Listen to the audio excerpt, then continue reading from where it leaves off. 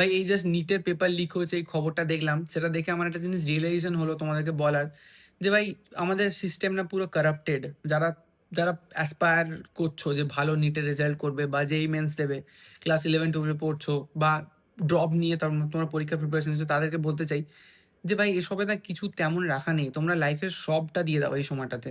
মানে দিন-রাত কিচ্ছু বাকি রাখো না পড়াশোনার জন্য। এভরিথিং ডিভোট করে দিচ্ছ।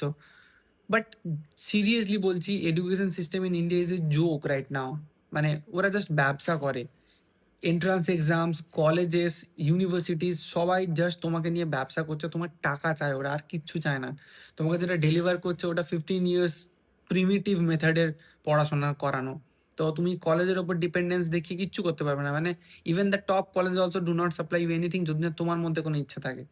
মানে তোমার যেটা পছন্দ তুমি সেটার পিছনে খাটো। তুমি একটা সেখান থেকে হলেও পড়ে নিয়ে গ্র্যাজুয়েশন কমপ্লিট করে নাও, তুমি তোমার পছন্দের মতো জব পেয়ে যাবে যদি তোমার মধ্যে ট্যালেন্ট থাকে। আর যদি তোমার কাছে ট্যালেন্ট না থাকে না, মানে তুমি যদি ওটা নিয়ে মানে কি বলবো পুরো পাগল না হও কোনো একটা টপিক নিয়ে, তাহলে তুমি আইআইটি থেকেও জব পাবে না বা কিছুই হবে না তোমার। তো do not take the this part of your journey, মানে এই ক্লাস 11-12 এর entrance exams and all those things, এগুলোকে এত সিরিয়াসলি নেওয়ার দরকার নেই।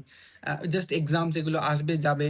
তুমি যেটা পারো তুমি সেটার পিছনে কাজ করে যাও। Do not take it so, মানে নিজের ভেতরে এরকম চাপিয়ে দিও না যে আমি যদি না করতে পারি এখানে কিছু তাহলে আমার লাইফ শেষ হবে। না, কিচ্ছু শেষ হবে না, কিচ্ছু শেষ হবে না।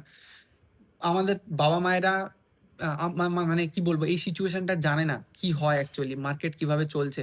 তারা ভাবে যে এইটা ক্র্যাক করে দিতে পারলেই আমার ছেলের লাইফ সেট হয়ে গেল। না, কোনোদিনও সেট হয় না। বাবা মাকে বোঝাও যে দিস ইজ নট এভরিথিং। তোমরাও বোঝো দিস ইজ নট এভরিথিং। তো এটাই আমার বলার ছিল।